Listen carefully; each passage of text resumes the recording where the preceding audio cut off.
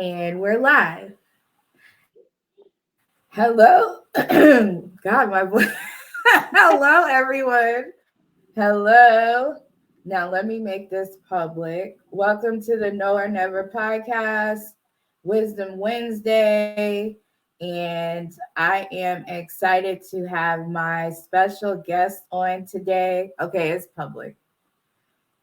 Okay. And then I'm gonna try to tag you in it. So we're on Happy Thanksgiving week, and I really don't care about pagan holidays anymore, but Happy Thanksgiving. If you are eating food, at least Happy Thanksgiving. Um, Today we have an exciting topic. I have educator, and you can say the rest of your title when you introduce yourself, but she works in the education system. So I have her on here specifically for specific reasons, and you can introduce yourself, Lakili, as I share this to the rest of the world. Hi, I'm Keely, or Lakeely. I work as an intervention specialist or interventionist um, with Fort Worth ISD. I've been there for 3 years now, so I primarily deal with behavioral students. Um, so back in the day, we used to have like ISS. Now elementary schools don't have that. They have people like me on campus. That's the mental health therapist slash uh, counselor slash senior kids to me when they're acting up in class.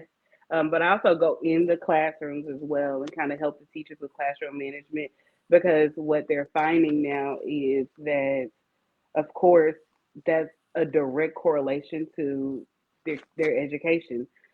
Behavior management is a big piece. If a kid cannot focus, if they cannot, if the classroom environment is not conducive to learning, like if you know that that kid gets easily frustrated or distracted, it is going to impede them in their education.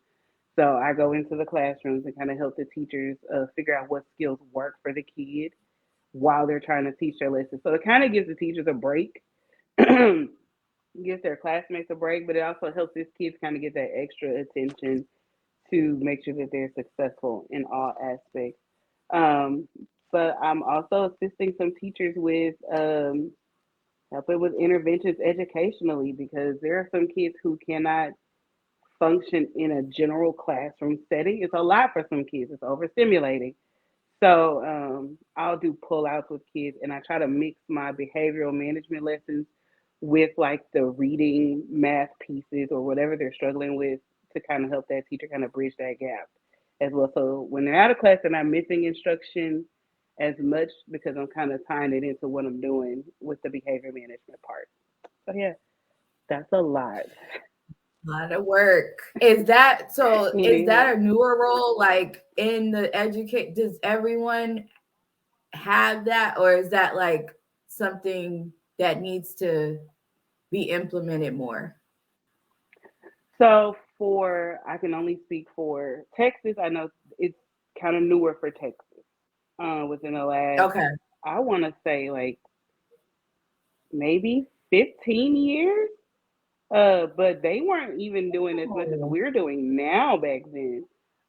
But I do know like in Mississippi they have it. It's different.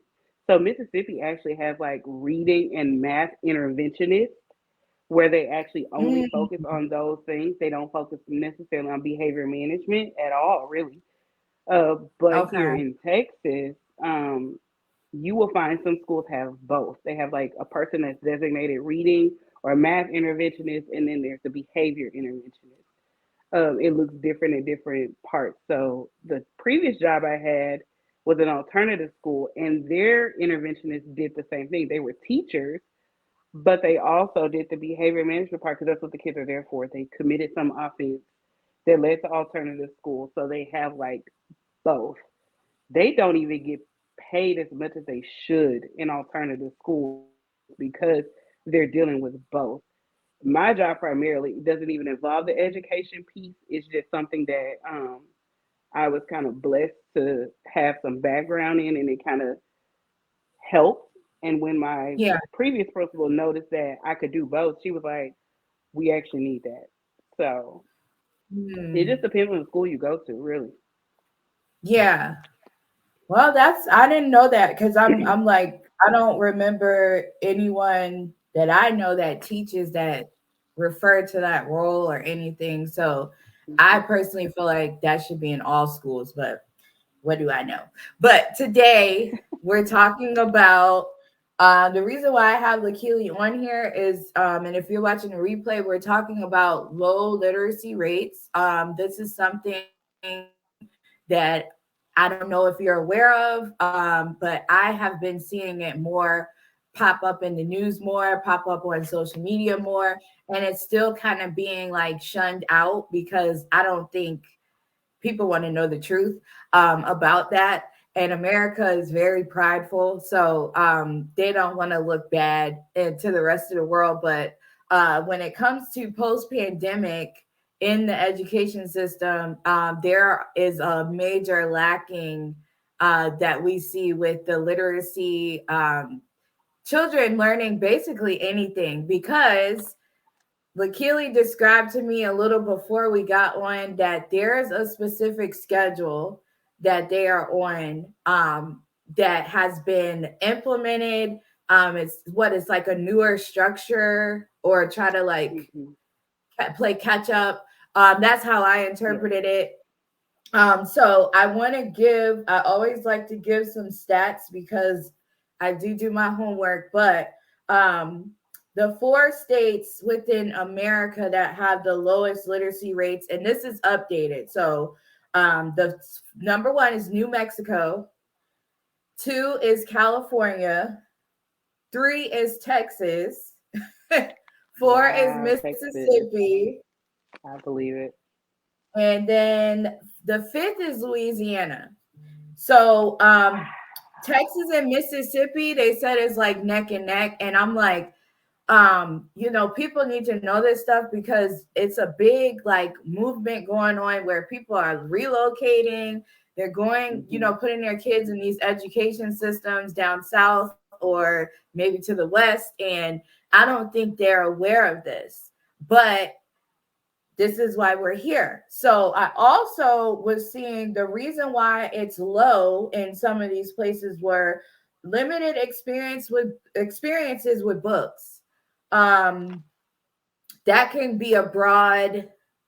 We're not going to be Hmm. detailed with what that means, but uh, there's kids out here that don't have experiences with books.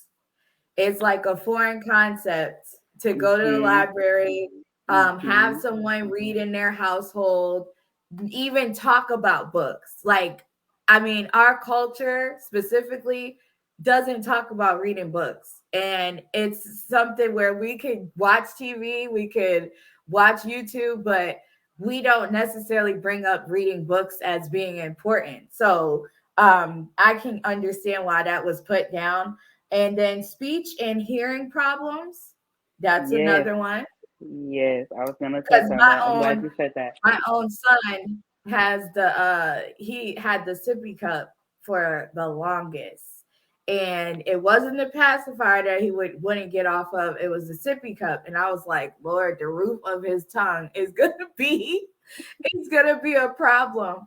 And so that's kind of what happened.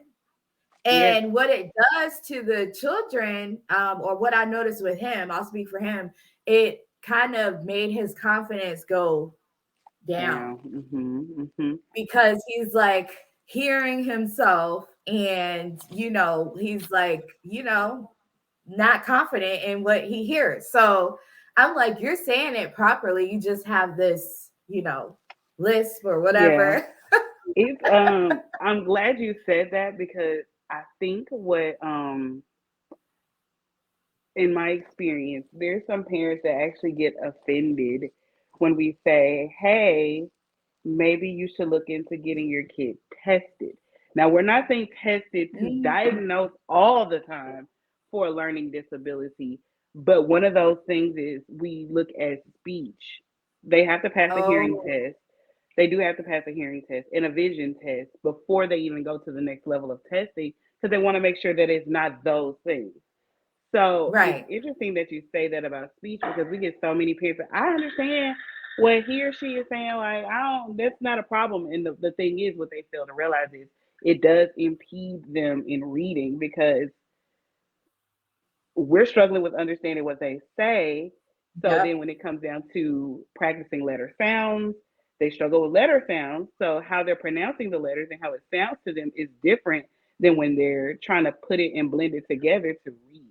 So a lot of parents get Right. offended when we say testing, and I know it has a negative connotation because they go to SPED, and I could go all day on how SPED has changed because what we knew as SPED back when we were in school is actually different now. It doesn't look the same.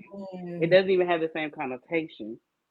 But I'm glad you wow. said that because hopefully it encourages some parents that when they hear the word testing that they're not assuming like we're trying to medicate kids or we're trying to give them this label.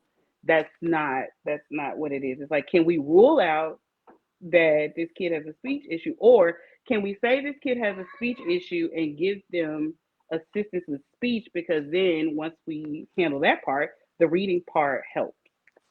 I'm glad you said Yeah. Yeah. Because, that. there's a lot of kids suck their thumb too. So it's like Yes. that could be a issue. But I saw that and I was like, with my experience with having Legend read, that's why he's like it's a blockage because he's like I'm not saying it right or I don't think it, and Hmm. all me and his dad do, we just say the word, we repeat it for him, but I make sure my mouth is moving enough for him to see what it's supposed to look like and what his Hmm. tongue is supposed to move like. And some parents, they don't do that. They're just like, I'll speak for the kid and they don't Hmm. have to do the work. And I was like, no, no, no, no. But then I guess this ties into what you just said. The third one was poor phonemic. Am I saying that right? Hmm. Phonemic awareness, and Yes. that's units of sound. So if your kids are only listening to Sexy Red, they don't have they don't have those, you Trigger. know. That's a trigger. I got We fifth graders. I have fifth graders who can quote a Sexy Red song, put a simple book in front of them that's a first grade level. They will struggle to read that book.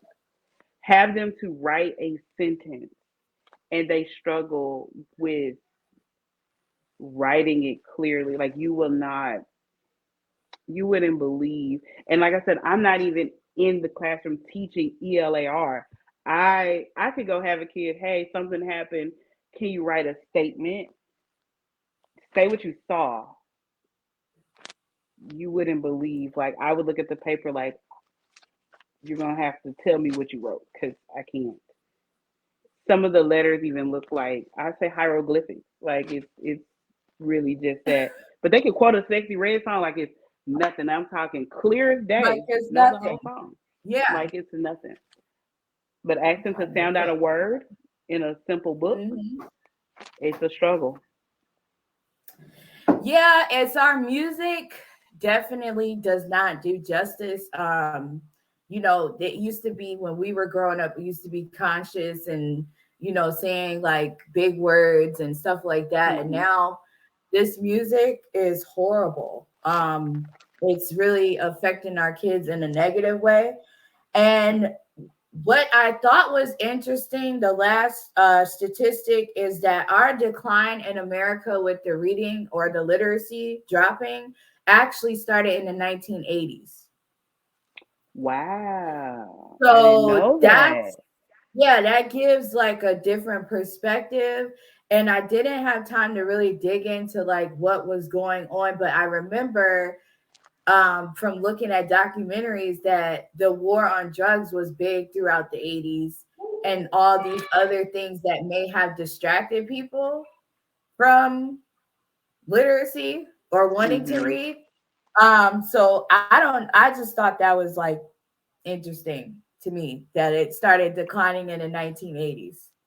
Yeah, I would have never. It seems like it's such a recent issue, like with social Right. media. Well, I guess that would be kind of the cusp of social media because TV, and then we kind I feel of like grow they were into other hiding things. it well.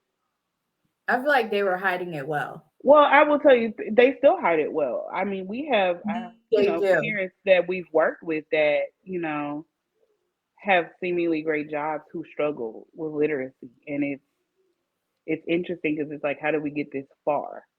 How'd you get this far? But they can mask it very well because socially, you don't perceive them having an issue or having some type of struggle with it. They've just kind of made it work. And then you have so many people. I mean, look at classroom sizes now. They're so large with one teacher, Right. no assistant, that it's easy for someone to fall through the cracks over time. Isn't it over like 30? Like some of the Um, classes? some of the classes can get up to 30. They tell you, theoretically, like 22 to 25 to one teacher. We know that that doesn't always happen because, so for instance, at my school, we have three fourth grade teachers, right? One is dual language, so she teaches English, Spanish. She's teaching Spanish speaking students to speak English. Then we have just two general ed fourth grade teachers. One focuses on math and science, the other one is social studies, English, and the kids flip flop. If one of those three teachers are out, they accumulate those students in that classroom for however long if we can't get a sub. So you're looking at a Mm, teacher potentially having 30, 35, 40 kids in a class for a day, 3 days, which is a lot of instruction time, and they're having to fit everything in with kids from different classes, and you're talking 40 kids with one teacher. And that's not the, I mean, like I said, the dual language kids, um, Spanish is their first language, right? So they're coming into a classroom full of students that speak nothing but English, and a teacher that probably predominantly speaks Spanish read in Spanish, do all of their work in Spanish, and they're forced into a classroom. That's a lot of learning loss that happens there. And then sometimes we even flip flop and have to put English speaking students in a class of Spanish speaking students. And there's a lot of learning loss that happens there because that divide that happens with language. So, do So, you think something just came to my mind? So, we had the borders open, right? mhm, And I'm thinking that the reason why it's declining is because we have so many of other cultures or immigrants over here that are not necessarily trying to learn our English. They may just get by with a little bit and then that's it. I know their kids learn how to be bilingual, mhm, and they go on to do, great things, but at the same time, we're not going to see the effects of that until like years later. mhm, So I think some of it has to do with how much America embraces immigration, sometimes more than other countries.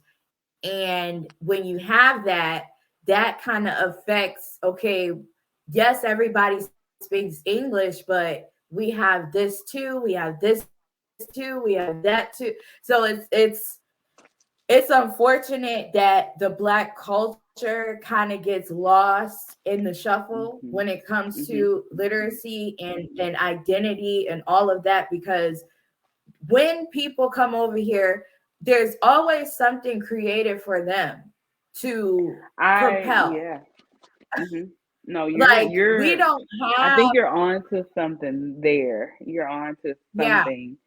Even with access to resources, I work in a what would be considered a low income, low socioeconomic area. It used to be one of the flourishing black areas, and now over time it's considered a hood. But we have seen an increase this school year in Hispanic students coming. And when I say they don't, they either know very, very little English or none at all. I've never seen like the entire culture has changed. And so I Right. get emails all the time about resources for families and things like that. And a lot of the great resources that come are really targeting the Hispanic culture. Um, there's not necessarily anything targeting the people that, make up majority of the school. Well, did make up majority of the school. I think Right. that does play a part Because in low literacy rates. I do. yeah, and I really think they push the Hispanic. If we're talking about them specifically, I feel like their parents push them to be bilingual. Our culture as blacks, we don't necessarily. That's a foreign conversation. It's like Hmm. just learn the bare minimum, get a job, and live the rest of your life normal. That's what we kind of pushed on our kids. And it's interesting when as I release books for children, and I'm like, okay, I'm gonna put our character, our skin color on the covers. I mean, you really gotta push hard for these people to buy it. Hmm. It's not I'm Hmm. not saying like, you being an author is hard. It's when your own people don't support necessarily reading, like the whole concept. And it's Hmm. like we don't promote each other enough. We don't like it's just kind of like a tug and pull effect. Like you have to know the right person that will push your stuff forward. You have to know the right Hmm. person in the schools for you to come in and read to the kids. You have Hmm. so my journey as being an author, I'm not gonna be, sugarcoated. It has not been easy because I'm trying to promote literacy, grandma's reading, parents reading, whoever your caretaker is, but in the same token, I don't hear enough of people like having the conversation of our children are behind. Like they're really behind. So They've created it's it. no They've made it so solution. offensive. It's so offensive to say it. Like it's Yeah. so offensive. Like just seeing teachers come out, black teachers on social media come out and say your kids can't read, and people are offended. And I don't know when we Yeah. became offended as a culture because I remember as a kid, if your kid was low, those parents were like, oh well, they need to be reading. Like I remember that was a requirement back then. Now it's like, oh, you get offended when someone tells you that your kid is low or your kid is, Yeah. fifth grade reading on a first grade level or fifth grade and cannot identify 26 letters of the alphabet. Like, why are you offended at it? They take it as it's a parenting issue, which tells me that it is a piece of it. But also, it's like if we're bringing this out to you, and we look like you because the Yeah. majority of the people I work with, I'll say this in my experience, when it's to us from us, we get mad, we get heated. But when it's Yes. to us from someone that doesn't look like us, then we take that as a self reflection, and it's crazy. Like it's wild to me It that is. you can get offended that I'm coming to you to tell you that hey, your kid is struggling with reading. I've observed this. They should be here, but they're down here. And I want to, can I do some extra interventions to get them here? You trying to say my kid's slow? You trying to say my kid? Like, no, Yeah. that's not what I'm saying. What I'm saying is they have the potential to be better, but they're not. But then you have someone that doesn't look like you saying, your kid is low, they scored low, we're looking at sped. Right. And And now you you're know what? all self reflective. I don't get it. I don't. With you saying that, I just thought too about, there's a lot of idolatry because when a celebrity, I've watched like black celebrities produce these children's books and they'll flock to it. They don't even care what it's Mhm. talking about. They don't even care if it's like, well, is this going to teach my kid a lesson? They don't care. They just flock to it, right? and then someone that is actually you have access to that could actually come have your kid meet them, they don't show up. They don't advocate for your book to be in Barnes and Noble. My book's in the library out here. I'm putting it out. People are sharing it. And I don't take it personal, but I see the differentiation of all these other people that can just write a book, never talk about the children's book, never talk about why they wrote it, and they'll flock and get it. But then you have someone going a step further and saying, I'll come to your school. I'll come try to get kids to meet an author for once. Nothing, crickets. So there's a little bit of idolatry because I think Black people have this superhero syndrome or character syndrome where I want to support the singer or the actor or actress because I like them on this particular show. But our kids are lacking because of this. Mm-hmm. Mm-hmm. So that's just my tidbit. But with the schools, like, do you want to like share what you really think is going on outside of what you already shared? What does the day look like for these kids or the teachers per se? It is, although structure is great, um, it's stressful. It's Mm, stressful. You have, and that's not to even talk about the fact that schools are switching curriculums. If you were to mm, look at how they teach our kids to do math now versus how we did math, Common Core math, all that stuff, it is a lot. So, from the eyes, let me say, from the eyes of the adults in the school, uh, I'm looking at my school's master schedule now. If I were to show you, I can't because it has some names on it, but right. they literally spend, it is so much in there. So like they try to include like social emotional. They have these things where what they do is now, let me help parents here. When we give your kids, like I know parents are stressed about all these tests. We are too. We as educators do not like all these tests that are Right. coming out. It's a lot. So your kid can take what they call a benchmark test, and we like to treat it as if it's a state test. From that data, what they do is, I'm specifically going to speak to the reading part. They take that data and they look at it and they say, okay, we got this many kids in third grade reading, that are reading below average, approaches, meaning that they're getting there to where they're supposed to be third grade level, meet where they're already reading on third grade level, or they're at masters, meaning that they read above third Mm, grade level, right? So they look at those four sections, and from that they build groups.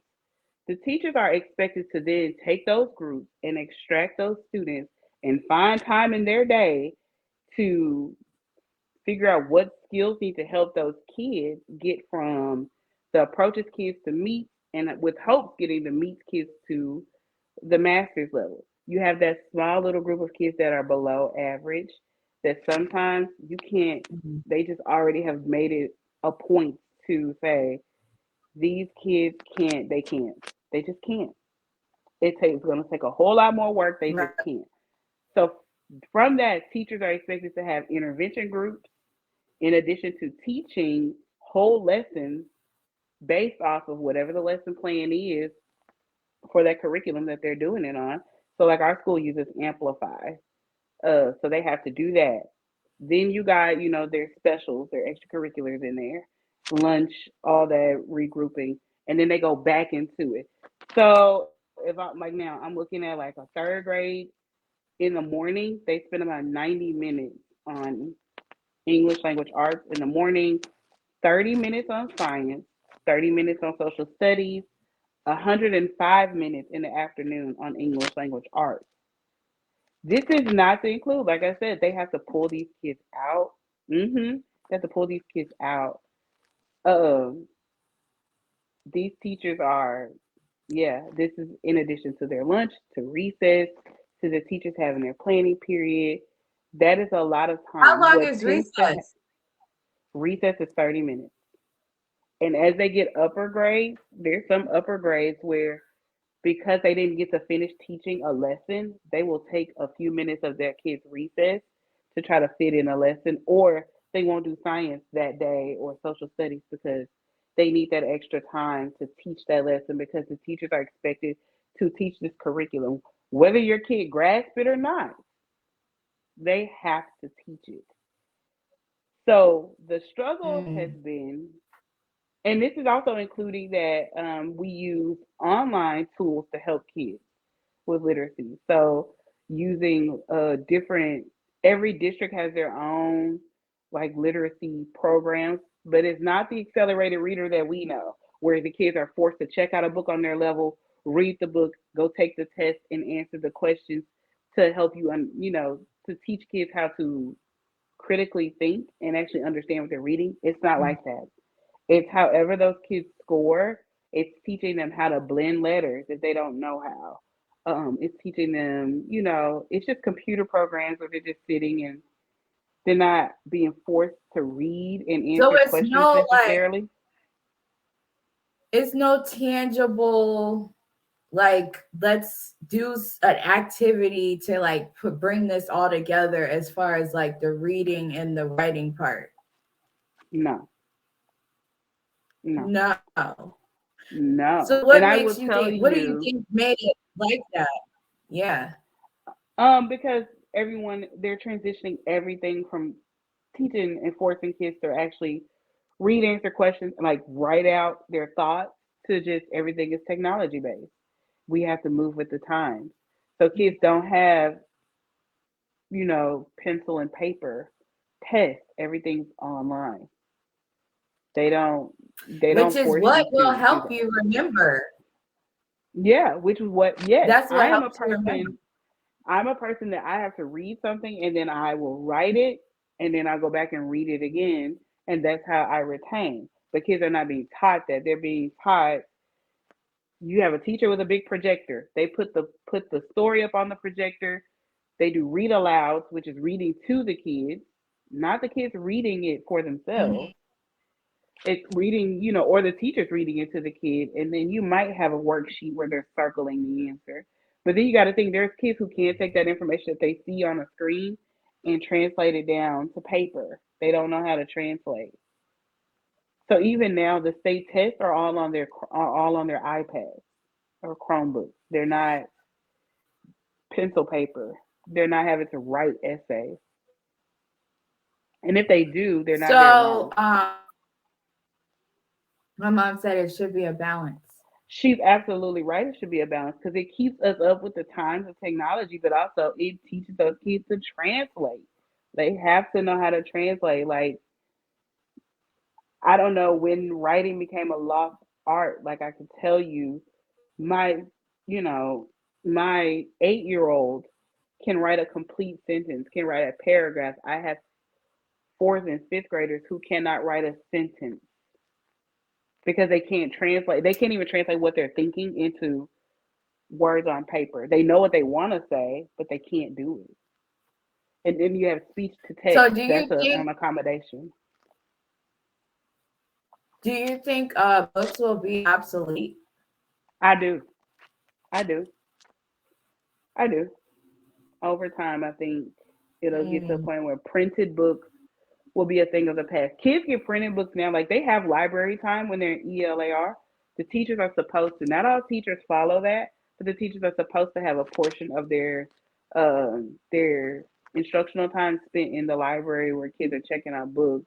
But kids are basically going and looking at the pictures that they like, and they're checking out a book, but they never read it. And then when it's time to take it back to the library, they're taking it back, they haven't read it.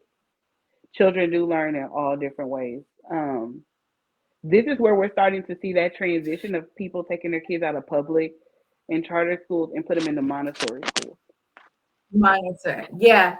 And I was gonna touch on that because I mean my ultimate dream school for any child, not even just my son, would be like they come in and they're not doing the same thing every day.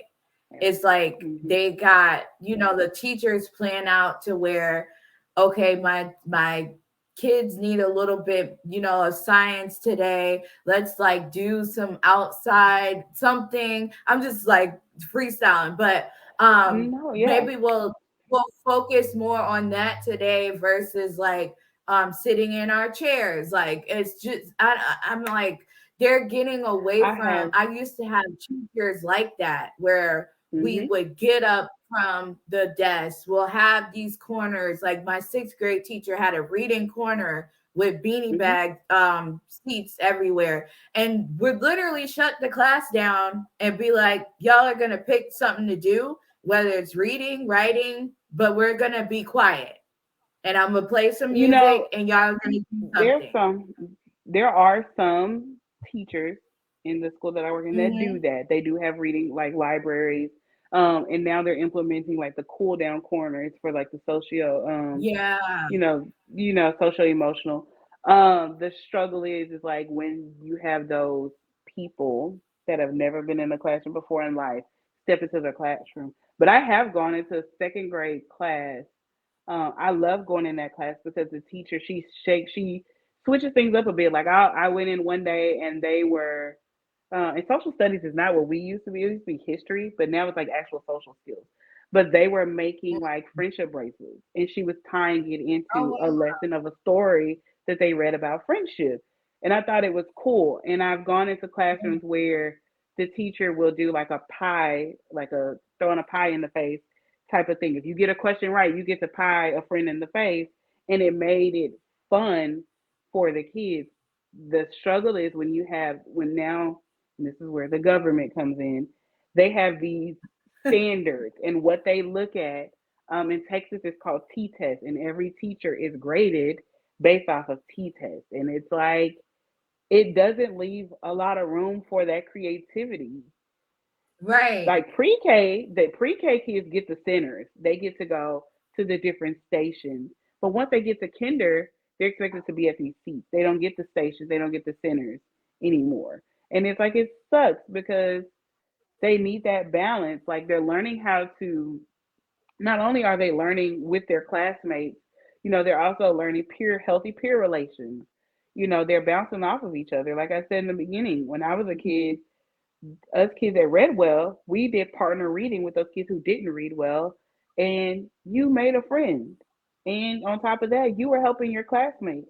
And it actually makes it a little less embarrassing for kids. Like I Yeah. have a student who he's lower educationally. He gets put out a lot because he's a behavior problem. But it's because when you tie in the fact that he can't really function at the same educational level as his classmates, he acts out. But if you take him out of the classroom, he will cut up because he actually wants to be with his peers. He wants to feel normal. So it's like find Right. those little pockets where you could give him things that are on his level while also allowing him to stay in the classroom. Like you'll have he'll soar, but they're not Yeah. able to do Yeah. that. And I feel so bad for the teachers and the students because they're not able to tie in that hands-on stuff. Like they need it. And I personally love the peer to peer. What we're talking about is peer to peer concept. And I personally want to say this is me saying this, not Lakili. Coming from a faith based background, I don't think the church does our children any justice with also learning how to read. They come as the teachers inexperienced. There's like leaders, overseers of the children's church. They don't try to tackle these problems either. They actually just give the activities to the children, whether they know how to read or not. And it's like lack of what do you call it? Um, Almost like an emotional intelligence lacking, or Mm-hmm. like you're not really trying to understand what's going on in your area. So you don't even know what the kids are struggling with from the school to the church, so you're not tackling nothing. But we have to read the Bible in our faith as Mm-hmm. a blueprint. But if Mm-hmm. I have a child that one doesn't know how to read, doesn't want to read, the school is not helping them to read. Then by the time they get to children's church, they're like, who cares about who Jesus is? Like, what is this? Mm-hmm. So Yeah. I think if we have educators that are believers and they're in the children's churches, take that on in the children's church as well. Don't just like decompartmentalize all of, yeah, my job is different from, no, we live a Yeah. lifestyle with Yeah. Christ. So I agree with that. where's the I agree with that. excellence? I agree. I mean, I don't have a teacher certificate matching with my therapist license. I don't have it, but I know that those things go, all of that does go together. So you're absolutely right. Even if it's not written in my job description, hey, do literacy mixed with, if I know that this kid's behavior is a direct correlation to their, struggle in reading, okay, Right, I'm gonna figure out what level are you on.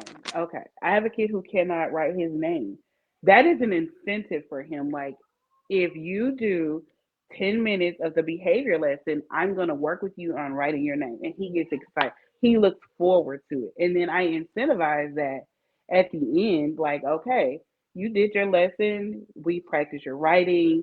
Now let's read this book together. Like, it's like there's ways, and right, then there's a language barrier for him, so, and I can always tell when I'm trying to tell him to pronounce something, he's kind of like, mm-mm. I'm like, okay, sound it out with him. right. I agree with you. There is, the church can play a part in this. We're all like, it all goes together. So We're if a I know that I'm a community. youth pastor, yeah, if I'm a youth pastor or overseer over the children's ministry, I'm going to be reading these things to these kids. But if I know that I got a kid that can read pretty well, let's partner read. Hey, we're going to read the story of, David today. Can you read with me? Come on, let's do this together. Like, it's not hard. And even to take it a step further, if you are educator in that environment, have consult with your pastors on having a night where y'all assess where the kids in the church are at in the school, because we're supposed to show Ooh, up as excellence. That's what Christ says. We do everything in excellence. So if they come together and they're like, look, we want our kids from this church to show out. We want them to get all the awards. We want them to get top all the testing scores. We want them to, let's get together weekly and make sure they're up to par to where they need to be, because we know everybody's parents works different schedules. They have other mm-hmm. things they might have to do. Some of them are caretakers, some of them, everybody's different. So if we could help in that way, our children from this church won't show up looking janky in the Yeah, school. And yeah, then your parents talking about, I go to blah blah blah church, and it's like nobody's gonna want to come to that if if you like, if your kids is showing up to school bad, and their not speech is learning. Mhm. horrible. Nobody's gonna want that. That's not that's not being a witness. No, no. So that's just me. That was me, not Lakili. But I get kind of, I just get tired of the one track type of, oh, let's have faith only in this area, like finances. Like our kids are being left behind in this sick Literally, world. literally. If you Yeah. really look at if you look at test scores now, and people don't want to believe that the whole school to prison pipeline thing is real. It is very much real. The longer I work in the school system, the more that it's apparent. They are looking at literacy scores now, and these are your Hmm. future leaders. You got leaders who are, these kids are already seventh grade, who cannot read. They're seventh grade. So 5 more years, they're going to be adults or graduating high school, going out into the community. And guess what? They're already looking at these kids um, offending, having criminal history. These are kids that our kids now that we're raising up. Yeah. These are our future Yeah. leaders. They Yeah. cannot read. They cannot read. Have a nice personality, cannot read. That's all good. And I mean, that's great to have personality. And it's funny you said that because I just read an article that said Gen Z was like jobs should hire them off of their personality and not their skill. It is it And is I was like, terrible. what? It is terrible. Kids can get passed along for two reasons. One, their behavior problem. I no longer want them in my class. Get them out. Or two, they have a personality, good personality, never giving me any problems. They got an S in citizenship. They are ready to go to the next grade. Why your Wow. phone do that? I don't know. It's weird. But no, It do is you want to talk about crazy. the no child left behind? Because my knowledge Oh, of that, and we of course we can condense it, but my knowledge of that when Bush, our president, did that, it was the worst thing that he could have it was ever put in play. the Because what it absolute. did was it just passed, especially a lot of our kids, passed them through. Nobody was checking to see what they knew or where they was at. They just graduated like dumb. So I'm sorry to put it like that, but they graduated lacking. Yeah, And do you want to talk about the effects of that in the school yeah. system? Because it still affected, like it did a lot of It's damage. still it has done grave damage. Um, because you have these kids. So now teachers try to differentiate their lessons. It used to be if you knew that you had a group of kids who were lower, you could teach them in a certain way, and then you have another group of kids who are on target. You teach them that way. Now it's not like that. All the kids get the same instruction. They are entitled to the same, and they're entitled to the same instruction as their peers. Which theoretically, when we hear that, it sounds great. Like socio emotionally, it sounds great.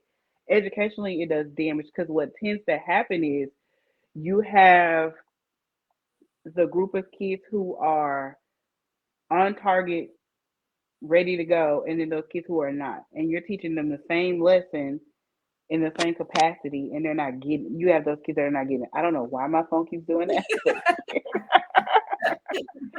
um, Okay. but How what ends busy up is happening this? is, oh yeah, I need to stop using my hands. But what ends up happening is you have those kids who are high level now starting to decline because they're ready to move on. But because you got a group of kids who's not, they're trying to Mm, teach those kids up versus them kind of like, okay, they're already here. I need to figure out yeah. something to work them here, and then I need to teach these kids to keep going up. You're keeping them at a standstill. So those kids When that did have that potential to go up. You might and it tends to happen from like I've seen it when they go from like second to third because that's that bridge. Mhm. And then third to fourth is a huge jump. A lot of parents don't think it is. Watch your kids when they go from third to fourth. They become totally different individuals. And educationally, like they're different. And it's not to put the blame on teachers. There's so many other moving parts, and that's one of them is that the teachers are forced to teach all these kids that they know don't know this stuff, ain't gonna get there by the end of the school year. They're forced to still teach them this stuff that they haven't even learned the basis of the foundation for. It sucks. Mm, The worst thing they could mm. have done. That's a good Then that's when point behavior because problems really start. yeah, that's a good point because my son Legend from second grade to third grade, drastic difference of what he was interested in, what he now wants to talk about, and I'm like, I homeschool, that's tough. I can only imagine a teacher, dealing with these, kids that are growing, changing, molding into different people. Like and then let's take into account their home lives. That's Yes. a big factor too, because if they're coming from broken homes, if they're coming Mm-hmm. from one parent homes, if they're coming from grandma's home, it's going to look different in the class across the board. So it's like teaching one way, and then not even checking to make sure anyone understands what I'm saying. I know at the end of the day, I'm just going to pass them to the next grade. That's not really helping our education system be effective, um, to me. But I And you think have teachers who are 2001, called, you have teachers who are called to the profession who are leaving the profession because of things like that. Because it's not, it's like you're expecting me to teach these kids right, who have all these other factors going, which is why they bring people like me in to help with the behavior part. But at the same time, it's like, it's a and I hate to use the damned if you do, damned if you don't mentality for teachers. It's yeah, kind of like I could do yeah, all that I can to get this kid to be on level, but then you're going to complain about the fact that I didn't finish teaching this curriculum in time. So now I'm forced to right. try to fit all of this curriculum in one day, and I can't even go and make sure, like with a fine tooth comb, that the kids are actually grasping what I'm teaching because now I got to move on. And if they get it, they And get that it. If was they don't, they don't. it was 2001. The No Child Left Behind Act came into play. So Taisha said also the teacher no longer the condition of the home to know how to relate to the children. Oh yeah. She's right. Um She's that's right. good. And Yeah. there are some teachers who become really invested in their students. Like I've seen it firsthand. But then there's also some individuals like me who know the condition of the home, and I try to work with the teachers, but the teacher's like, I understand that, I get it, but I can't focus on that right now because I got to teach this lesson. So it sucks. So the Right. kids come to school stressed. I'm not focused on what you're teaching me because I got other stuff going on. Yeah, you Is hear my that son CJ? asking for a snack. Yeah, he wants a snack. We're not getting a snack. Um We're about to go get lunch. well, I think where we could go into Okay. play is that like people like myself that's not into the in the school system, we need to step up and we need to help. So if you're listening out here and you're not an educator, if you want to get them a snack, you go ahead if you want. um if you're not an educator and Parenting. you're a person like me, I would encourage you to step up and really help the teachers, because the teachers cannot do everything. We are supposed to be working together as parents, as a parent myself. We are supposed to be helping educators at home. Now, all of it, because I'm at homeschool, I do homeschool, it's all on me.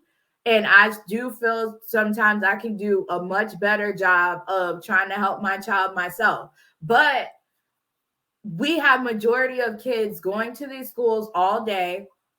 The parents, they don't do their job of asking the child what happened at school today, checking their backpack, checking to make sure their paperwork is done. And I know the schools have cut the homework out, but there's still certain things that kids have to do at home. Even if the teacher doesn't give them homework, you as a parent, give them homework. Keep their Mm-hmm. mind stimulated on, okay, we got to get you, if you want to go to college, this is what you have to do, because you'll have to write papers, you'll have to do, I'm like, everything is not technology right now. But if you want to be in this certain profession, you have to learn how to read. I tell legends all the time, you want to be a YouTuber, that's fine, but to get paid, there's contracts, so you still have to read. Yes. You have to read, Yes. so getting paid properly, getting, I'm glad knowing you what tell YouTube, him that. I'm so glad you tell him there's because fine a lot of print. kids, a lot of kids don't. It blows their mind because they're like, I want to go to the NFL. I want to go to the NBA. I said I would hate to go to the NFL or NBA and sign a contract and realize I'm Right. not getting what I'm supposed to get because I couldn't read. I just signed because it's the Yeah. NBA or the NFL. Not many people fall into And faulty that's contracts when, just because they can't read. And that's being exposed from my guy Rich Paul, because the agent for LeBron James, because most of those that go to that NFL NBA track, most of them are coming from these states that we're talking about that have low literacy rates, from the South, from the West. Alabama was even on the list. All these, Florida was on the list. So all these athletes, some of them, not all of them, they come from these places where reading is not important. And so when you have that in play, kids take on that and they think that's their example, that they don't have to do this work because they're going to be able to play a sport anyway. They don't have to do this because I'll just sign a contract and I'll get my money anyway. But when it comes down to the nitty gritty, you need reading in order to do math. There's a thing called reading and math. Math is just as important as reading. Reading is just as important as math. They work together. And unfortunately, these, they want to go through School of Hard Knocks. I don't know why. But that's because as parents, we don't apply the pressure. What does Tiffany say? We don't apply the pressure. So sometimes, now that Legend's getting older, I'm like, I have to threaten him. Like right now, you're not going on no more trips until we get, like, come on, you got to focus a little bit more. Yeah. I know you like having fun, but reading is fun too. It used to be something that I used to take my imagination away from, where I didn't want to be, or if I was bored at home, I would, want to go to the library, check out. So we got to teach our kids in creative ways. We can't just do this, do that, or I don't care what the teacher says. Like parents got real laxed. So it's not helping the education system at all. It's not helping the education system. It's not helping the community. This is a good point too. Also, if your children don't see their parent, yes. So what helped me is that I actually saw my parents read. And, I saw a male figure read, which was even more important. Huge. It's very huge. And I took that for granted in the, when I was young and ignorant. But as I grew up or grow into being more of a woman, I'm like, that really impacted me actually, because my dad read the newspaper every single day. There wasn't a day he skipped. He had books in his man cave. So that's a visual aspect. Like he's sitting down reading. And it made me think like what's going on in the world as well. So I'm gonna start reading. And even if you only have your mom, if your mom is not showing you that she's reading, you're not gonna think that it's important. One of y'all gotta read. And most of these kids, they might be growing up with grandmothers that don't do that necessarily. So that affects the kids too, because they may be from these down south rural areas and they're not reading. Yeah.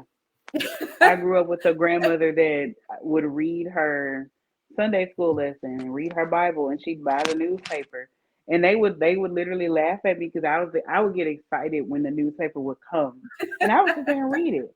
I was that kid. I would read the back of a cereal box. Like I still read now. I mean, right. In the car, in the morning, in the car line, I'm reading. My daughter's like, you read all the time. But she reads. She's an avid reader.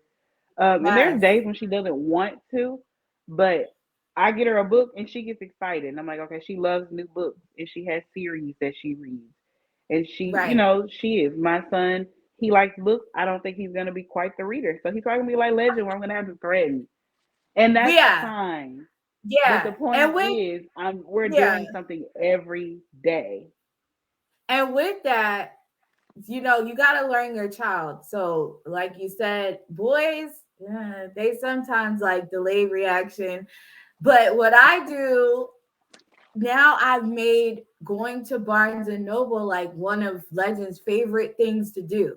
So when I say we go into the book, now I don't drill it like to where he doesn't want to do it no more. I just try to do once a week. And I'm like, we're going to the bookstore, and we'll actually sit down and spend time. We're not rushing.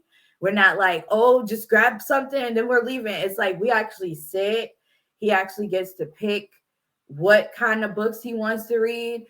I'll be sitting too and reading. I'll be relaxed. So that implements a kind of like, if I want to be calm, I'm going to do this in order to be calm. And I've learned, like, I've watched Yeah. him slowly but gradually. Sometimes he asks himself, can we go to the bookstore? And so I didn't know how much it was impacting him until he actually started saying that. And I was like, okay, this is good. So if he doesn't feel like it, we'll just take a trip to the bookstore. Taisha said, I don't like reading, honestly, but however, I read because it's necessary. Yeah, it's not Well, everybody's yeah, thing, but it's not for everybody's thing. Yeah, it's not. It's definitely not. As long as you read when it's necessary and it's important. right. And I'm sure if you Hmm. find the right thing that interests you too, because I mean, I think that's important too. You got Yeah. to take time to learn what kids like. So if you know that Yep. your kid likes Hot Wheels, they have Hot Wheels books.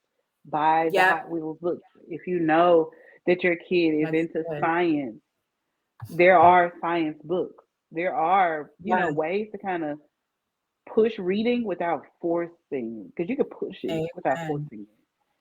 Yes. So that's the end of the episode because we don't want to hold Lakili up. She has three beautiful children she has to tend to.